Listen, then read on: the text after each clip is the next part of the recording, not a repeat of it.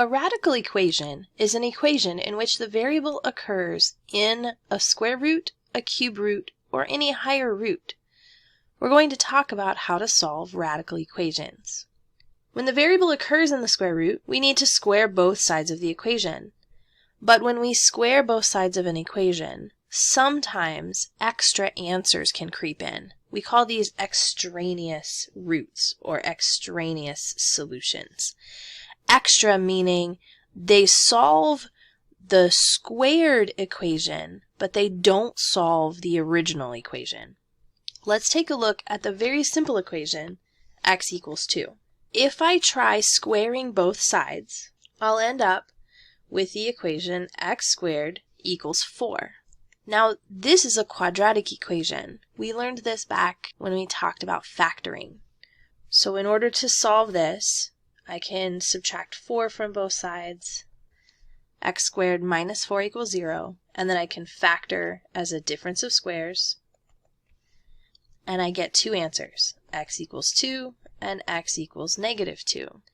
But if I try to plug x equals negative 2 back into my original equation, I get something that's not true. Negative 2 equals 2 is not a true equation.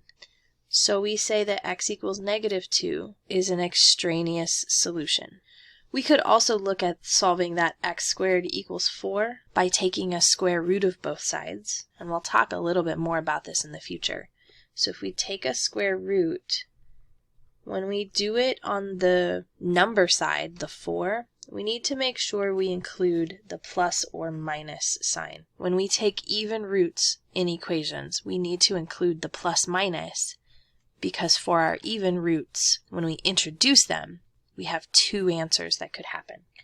We usually don't like to use this method, but sometimes it's not easy to factor. And then doing that, we end up with the same situation, x equals plus or minus 2. A third way to think about it, and I think it's important that we see these different ways so that you understand why that plus minus is there. X squared equals 4. If I take the square root of a variable, if you recall from previous lessons, an even root of a variable means I need that variable to be an absolute value. I want to guarantee that x is positive when I take an even root. Well, if the absolute value of x equals 2, then that means that x could be 2 or negative 2, because negative 2 would also fit into that absolute value. So these two situations are very intricately linked in that the absolute value of the variable is what forces that plus minus to happen. But going back to our original situation, it's important to note that if we introduce a power to our equation, a square, a fourth, sometimes we can obtain answers that do not solve our original equation, and we have to be aware of that. So the big picture, when we get our final answers, we have to check. It is necessary for us to check all of our answers back into the original equation. So we're going to check. Also, if we have an equation that contains 2 or more square root expressions, then we'll need to isolate one square root expression, square both sides, and then we may have to repeat the process. So a little step by step here. Solving radical equations containing nth root, the first step that we will do is arrange terms so that one radical is isolated on one side of the equation. And then we raise both sides of the equation to the nth power to eliminate the nth root. And the third step, we solve the resulting equation. If the equation still contains radicals, we need to go back and possibly repeat steps 1 and 2. We want to make sure we eliminate all of the radicals that occur in the equation. And then the last step, very, very important, check the proposed solutions into the original equation, the equation you started with, not any of the subsequent equations that you created. Okay, let's take a look at this first example. Solve the square root of 2x plus 5 plus 11 equals 6. The first step says that we need to isolate the radical. We need to get the radical by itself on one side of the equation. So my first step here would be to subtract 11. The 11 is not part of the radical. I want to get rid of it, so I isolate that radical. And then we have 2x plus 5 underneath that square root equals 6 minus 11 is negative 5. And now going through the motions of what we need to do, we have a radical on the left, so we can raise both sides of the equation, and I'm going to copy this over instead of doing it right here. 2x plus 5 equals, raise both sides to the index of the radical. We have a square root, so we're going to square both sides. And when we do that, the square and the square root on the left side cancel, and we're left with 2x plus 5. On the right, negative 5 squared, negative 5 times negative 5 is positive 25. And now I have a nice linear equation that I can solve for x. So we'll subtract 5, 2x equals 20, divide by 2, and x equals 10. Don't stop here. Our very last step is to check this solution back into the original. We must check. Square root 2 times 10 plus 5 plus 11. Does that equal 6? 2 times 10 is 20. 20 plus 5 is 25. And the square root of 25 is 5. 5 plus 11 is 16, which is not equal to x equals 10 is not our solution. We have no solution. We say that x equals 10 is extraneous. Okay, so many of you will take this approach, and this is perfectly fine. For some of you, you may have noticed something at the very beginning. At the very beginning, our radical right here is a principal or positive root. There's no sign in front of it. It's not a negative root. It has to be the principal or the positive root.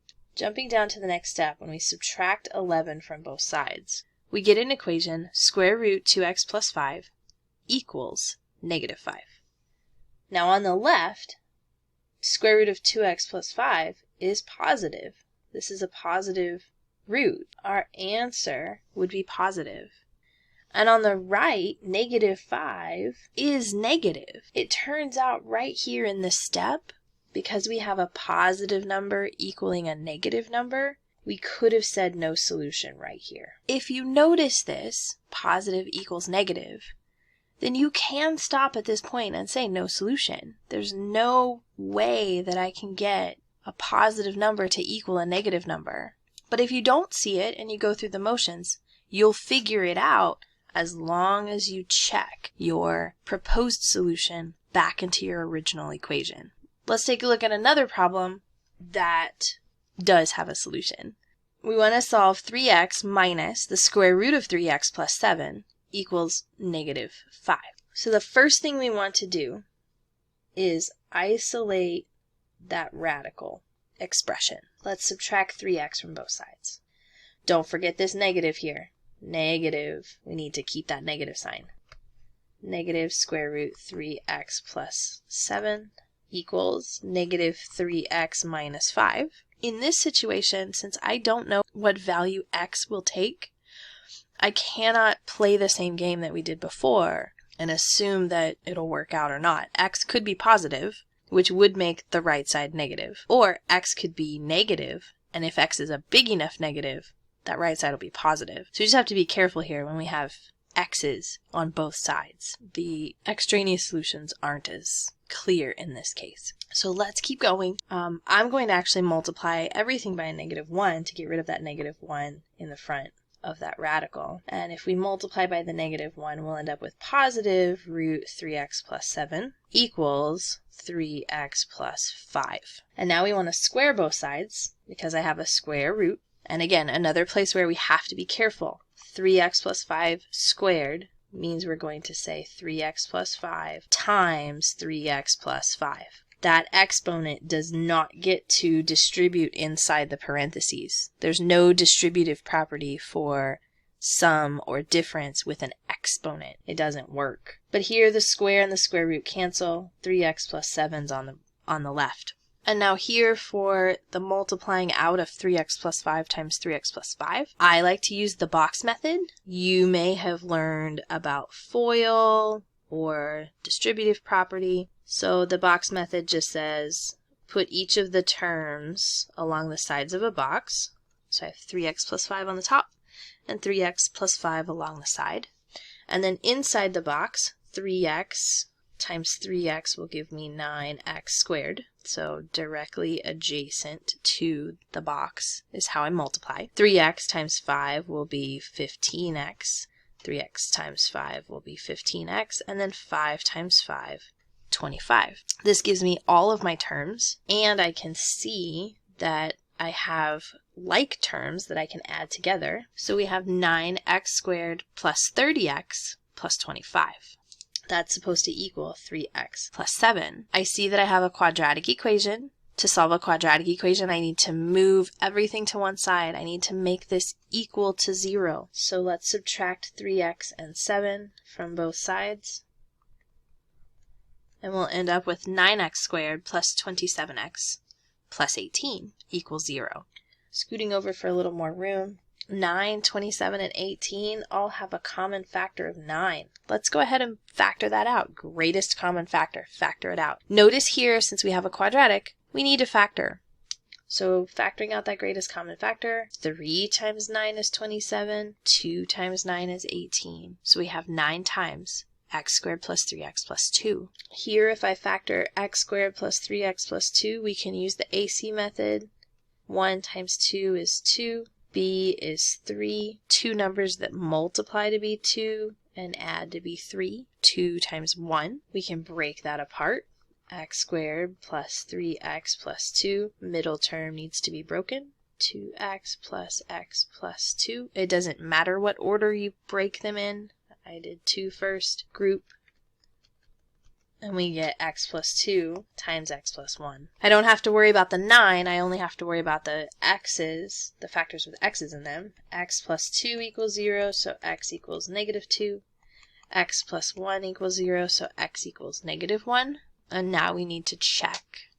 We need to check both of them. So checking x equals negative 2, back into the original equation. 3 times negative 2 minus square root 3 times negative 2 plus 7. Does that equal negative 5? So let's work to simplify it. And we end up with negative 7 equals negative 5. That's not true. So back up here, x equals negative 2 is extraneous. In the checking, we found an equation that was not true. Now we need to check x equals negative 1. We could end up with a situation where all of our solutions are extraneous. So let's check that one. X equals negative, back into our original. 3x minus square root 3x plus 7. Does that equal negative 5?